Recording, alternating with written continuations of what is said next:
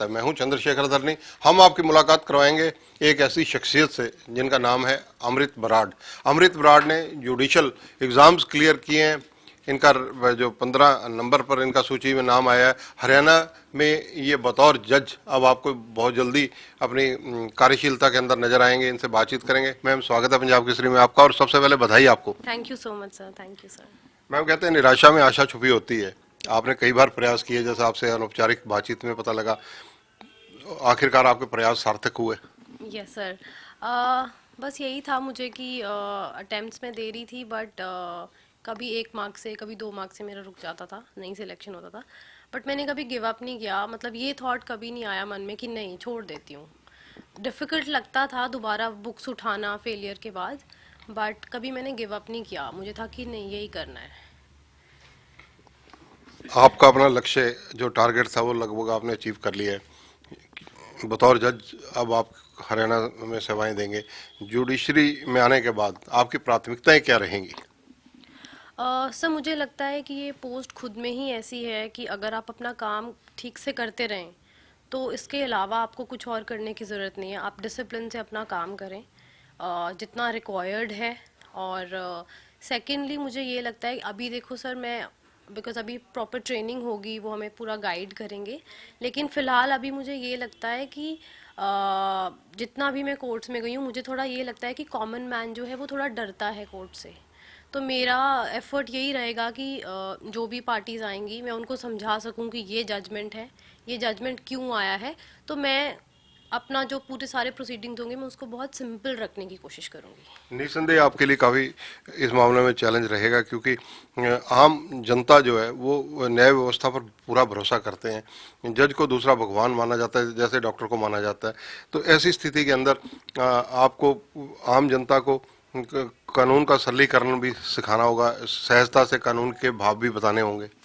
Yes sir. Sir वो तो वही, जैसे मैंने आपको बताया कि जैसे वही कॉमन मैन जो है, अब जैसे मैंने भी लॉ किया था, तो क्योंकि मेरे फैमिली बैकग्राउंड में कोई लॉयर नहीं है दूर दूर तक, तो मुझे भी कोर्ट में जाने से डर लगता था कि यहाँ पे खड़े होके करना क्या है और किससे पूछें, किससे बात करें।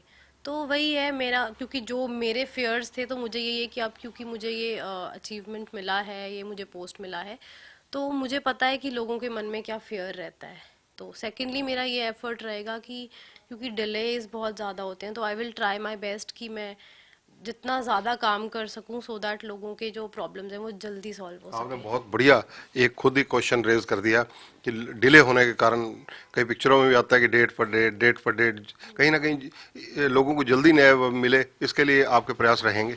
सर मेरे प्रयास रहेंगे, बट सर जैसे जब मैं लॉ कर रही थी तो ये जो मतलब, क्योंकि हम तो ये चीज़ें डिस्कस करते रहते हैं कि डिलेज होते हैं, बट आई थिंक इंडिया ऐसी कंट्री है, मतलब इतनी पॉपुलेशन है यहाँ पे, फिर भी मुझे लगता है कि कहीं ना कहीं सिस्टम है।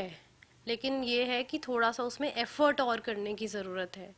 और सर ऐसा नहीं है कि जजेस हार्ड वर्क नहीं करते, क्योंकि मेरे बहुत सारे अब तो फ्रेंड्स जो हैं वो ऑलरेडी जजेस बन चुके हैं, उनसे मेरी बात होती है, बहुत काम करते हैं सर। तो बस ये है कि केसेस इतने ज़्यादा होते हैं, may be because of the population, तो हार्ड वर्क सब कर रहे हैं।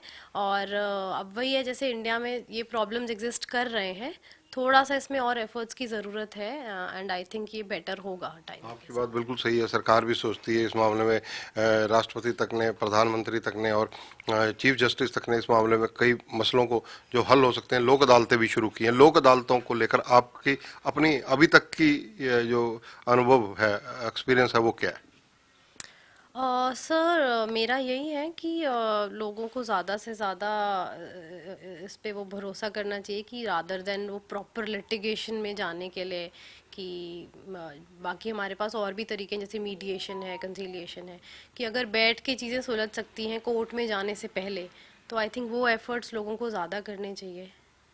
मैम, कानून के दो पक्ष हमेशा रहते हैं, क्योंकि अब आप कानून की एक रक्षक के रूप में रहेंगी। तो कहीं ना कहीं महिलाओं को सबसे पहले मैं जानना चाहूंगा कि महिलाओं के लिए जो कानून बने हैं उनको लेकर आपकी सोच क्या है? सर मेरी ये सोचा, अभी जैसे अभी रिपोर्ट आई थी, अभी जो क्राइम्स को लेके अभी रिपोर्ट आई है कि इंडिया में, तो ये देखा गया है कि वुमेन के अगेंस्ट क्राइम्स बढ़ते ही जा रहे हैं। और दूसरी तरफ ये भी this is also a fact कि ऐसे ऐसे लॉज बने हैं, वुमेन अभी आजकल बहुत मिसयूज़ भी इस चीज़ का हो रहा है कि अब जैसे डाउरी डेथ वगैरह के केसेस में या फिर रेप केसेस में बहुत जगह पर इन लॉज का मिसयूज़ भी किया जाता है। तो एक बैलेंस बनाने की ज़रूरत है कि हम लॉज भी बनाएं जहाँ पे हम वुमेन को प्रोटेक्ट करें, लेकिन एट द सेम टाइम हम ये भी मेक श्योर करें कि लड़कियाँ इस चीज़ का मिसयूज़ ना करें।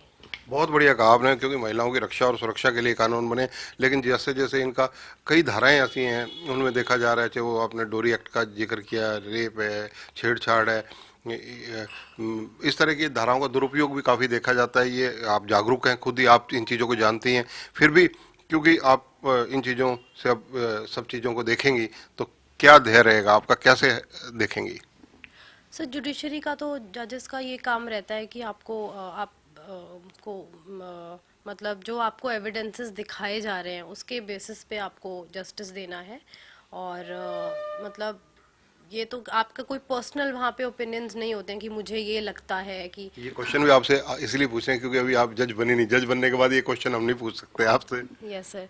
तो सर यही रहता है कि जो हमें एविडेंसेस दिए जाते हैं एडवोकेट्स की तरफ से, पार्टीज़ की तरफ से, हमें उसी पर रिलाई करना है।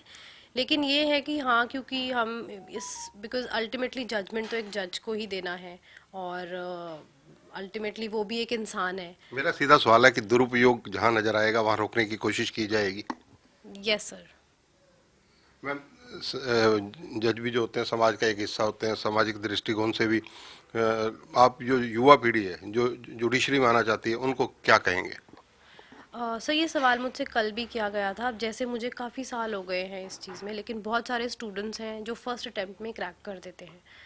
तो मैं उनको यही बोलना चाहूँगी कि जुडिशरी में आने से पहले एक आपका माइंड बहुत क्लियर होना चाहिए कि आप ये नहीं कर सकते कि आपने 5 दिन पढ़ लिया फिर 5 दिन ब्रेक ले लिया।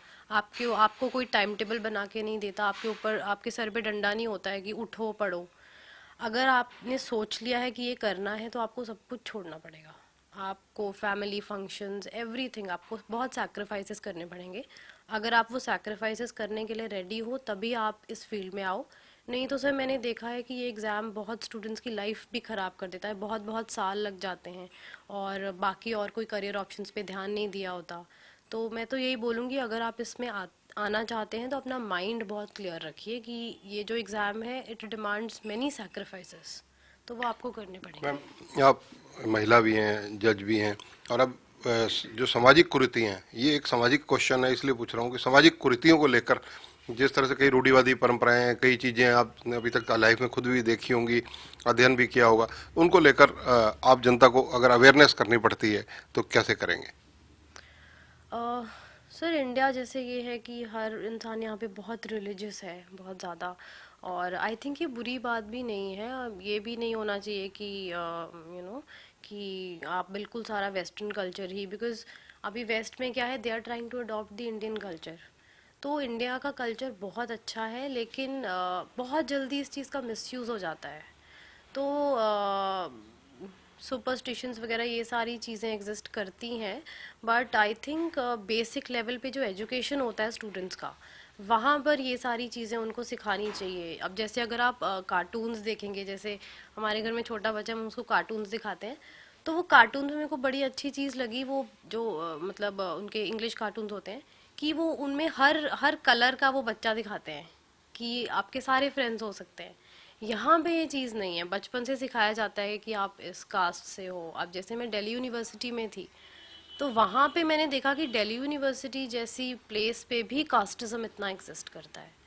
तो वही है कि बेसिक जो आप एजुकेशन देते हैं वहाँ से, rather than focusing on the other education, पहले ये सिखाया जाए that you have to become a good human. आपका ये लक्ष्य अचीव करने के लिए जज तक का जो जुडिशरी में आप सफल हुई, आप श्रेय किसको देंगे? सर मैं भगवान को ही देना चाहूँगी, बिकॉज एक तो मेरा हार्ड वर्क था, बट आई थिंक मैं वही एग्ज़ाम जब मेरा हुआ, जो रिज़ल्ट आया, मैं ये सोच रही थी कि सर होने को तो कुछ भी हो सकता है वहाँ पे। आप एक आपका आंसर इधर उधर हो जाए, आपको कुछ वहाँ पे याद ना आए, यू मिस इट, आपका नहीं होगा, क्रैक नहीं कर पाओगे। तो सर कहीं ना कहीं आई थिंक मेरा हार्ड वर्क तो था, but if God was would not have been with me तो ये ना होता। धन्यवाद, शुक्रिया और शुभकामनाएं आपको। तो ये है अमृत बराड़। इन्होंने अब क्योंकि जुडिशरी में एग्ज़ाम क्लियर किया, निसंदेह इनकी जिम्मेदारियां काफ़ी बढ़ेंगी आने वाले दिनों में।